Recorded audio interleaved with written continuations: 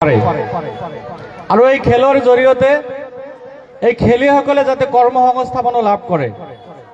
আজি আমাৰ এই খেলুৱৈ বন্ধুসকল এটা সময়ত জিলা পৰ্যায়ত, ৰাজ্যিক পৰ্যায়ত, আন্তঃৰাষ্ট্ৰীয় পৰ্যায়ত যাতে খেলিব পাৰে তাৰে মই আশা ৰাখিছোঁ।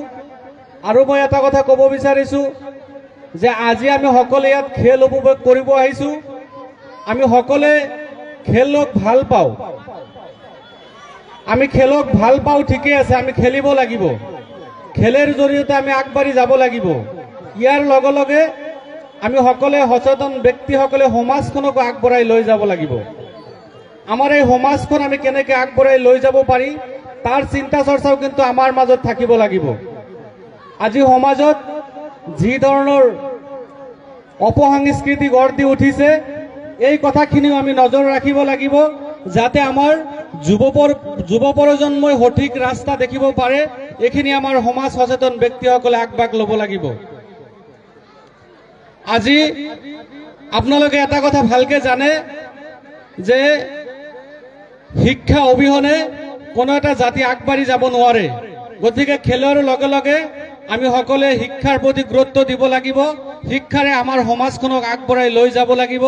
আৰু এইখিনি কথা আপোনালোকৰ আগত মই ব্যক্ত কৰিলোঁ যে আপোনালোকে খেল খেলক, তাৰ লগতে সমাজখনক আগবঢ়াই লৈ যোৱাৰ স্বাৰ্থত আমি সকলোৱে শিক্ষাৰ লগত জড়িত হৈ আমি এই অঞ্চলৰ ল'ৰা ছোৱালীক যাতে উচ্চ শিক্ষাৰে শিক্ষিত কৰিব পাৰি। গতিকে মই বিশেষভাৱে আমাৰ অঞ্চলৰ বয়োজ্যেষ্ঠ জ্ঞানী গুণী যিসকলক সমাজে নেতৃত্ব দিয়ে সেই বিশেষ ব্যক্তিসকলৰ ওপৰত এইখিনি আশা ৰাখিলোঁ যে আপোনালোকে আমাৰ ল'ৰা ছোৱালীক সঠিক বাট দেখুৱাব। আৰু আপোনালোকে জানে যে মই বিগত দিনত ছাত্ৰ সংগঠনৰ লগত জড়িত আছিলোঁ। মই এতিয়া সক্ৰিয় ৰাজনৈতিক দলত অংশগ্ৰহণ কৰিছোঁ। অনাগত দিনত মই ২৭ নম্বৰ চমৰীয়া সমষ্টিৰ পৰা UDF দলৰ পৰা প্ৰাৰ্থিত্ব প্ৰত্যাশী হৈছোঁ যে আপোনালোকে মোৰ কাৰণে দোৱা কৰিব, যাতে অনাগত দিনত মই যাতে ৰাইজৰ সেৱা কৰিব পাৰোঁ, আপোনালোকৰ মাজত যাতে মই থাকিব পাৰোঁ। আজি যেহেতু খেলৰ মঞ্চ, মই ৰাজনীতিৰ ফালে নাযাওঁ। আৰু আপোনালোকে ইতিমধ্যে গমেই পাইছে যে আমাৰ এই অঞ্চলৰ শিক্ষিত সমাজ, আমাৰ এই চমৰীয়া সমষ্টিৰ মানুহখিনি নম্ৰ মানুহ, ভদ্ৰ মানুহ, শিষ্টাচাৰ থকা মানুহ। কিন্তু এই মানুহখিনিৰ মাজত আপোনালোকে নিশ্চয় গম পাইছে যে এই মানুহখিনিৰ মাজত এজন বাঘ ওলাইছে। গতিকে আমাৰ চমৰীয়া সমষ্টিত বাঘ বা কোনো জীৱ জন্তুক মানুহখিনিয়ে গুৰুত্ব নিদিয়ে। আমাৰ ইয়াৰ ভদ্ৰ মানুহ, শিক্ষিত মানুহ। গতিকে আমি সদায় বিচাৰো যে আমাৰ মাজত সকলোৱে শিক্ষিত হৈ আহক, শিক্ষিত ব্যক্তি আমাক নেতৃত্ব দিয়ক। কোনোবা জীৱ জন্তু, কোনোবা বাঘৰ প্ৰয়োজন আমাৰ চমৰীয়া সমষ্টিত নাই। গতিকে চমৰীয়া সমষ্টিত কোনোবা বাঘ আহি যদি উত্ৰাপল কৰিব বিচাৰে, আমি মানুহ হিচাপে, এই অঞ্চলৰ শিক্ষিত মানুহ হিচাপে সেই বাঘক আমি পিঞ্জিৰাত ভৰাই আমি চিৰিয়াখানাত থৈ আহিব পাৰিম।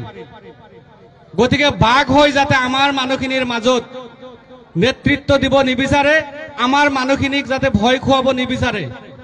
বাঘৰ কাৰণে হাবি আছে, জংঘল আছে, সোমাই থাকোতে জংঘলত গুচি যাওক। মানুহৰ মাজত বাঘৰ কোনো স্থান নাই। যদি কিবা কাৰণত মতিভ্ৰম হৈ যদি মানুহৰ মাজত আহে, সেই বাঘক কিন্তু চমৰীয়া সমষ্টিৰ মানুহখিনিয়ে, চমৰীয়া সমষ্টিৰ সচেতন ব্যক্তিসকলে পিঞ্জিৰাত ভৰাই চিৰিয়াখানাত থৈ আহিবৰ কাৰণেও এই মানুহখিনিৰ শক্তি আছে। গতিকে মই বিশেষভাৱে এই অঞ্চলৰ মানুহখিনিক অনুৰোধ জনাম যে আমাৰ মাজত ৰাজনৈতিকভাৱে কোনো ব্যক্তি আহি যাতে আমাৰ পৰিৱেশ যাতে বিনষ্ট নকৰে। আমি শান্তিপ্ৰিয় মানুহ। গতিকে আমাৰ মাজত থাকি এই কোনোবাই যাতে বিশৃংখলৰ সৃষ্টি নকৰে। কোনে কি ৰাজনীতি কৰি আছে আমাৰ ক'ব লগা নাই, কিন্তু আমাৰ এই সন্মানীয় মানুহখিনি, চমৰীয়া সমষ্টিৰ নম্ৰ ভদ্ৰ মানুহখিনিৰ মাজত যাতে কোনো বিশৃংখলৰ সৃষ্টি নহয়, এইখিনি মই আহ্বান ৰাখিছোঁ। গতিকে মই বিশেষ নকওঁ, মই এইখিনি কথা কৈ মোৰ বক্তব্যৰ মাজত যদি কিবা ভুল হৈছে তাৰে ক্ষমা বিচাৰি মোৰ বক্তব্য সামৰণি মাৰিছোঁ।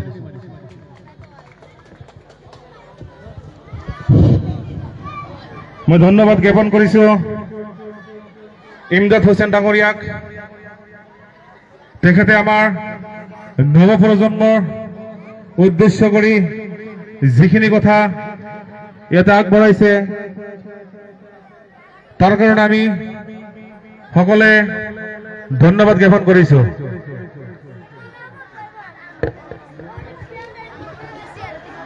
এতিয়া আমি আকৌ উভতি আহিছো সম্বৰ্ধনা অনুষ্ঠানলৈ।